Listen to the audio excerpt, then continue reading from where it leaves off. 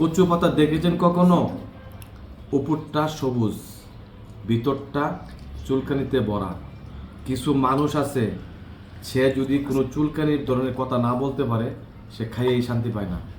কিছু মানুষ আছে যে মানুষের পিছনে কথা যদি না বলতে পারে, তো সে খাইয়েও শান্তি পায় না।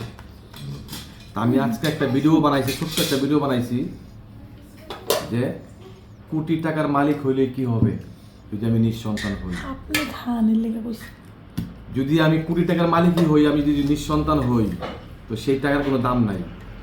তো যদি সেই ব্যক্তি, আমার এক লোক আছে, যদি উনি দেখে থাকে ভিডিওটা, উনি যেন ওনার গায়ে না মাখে।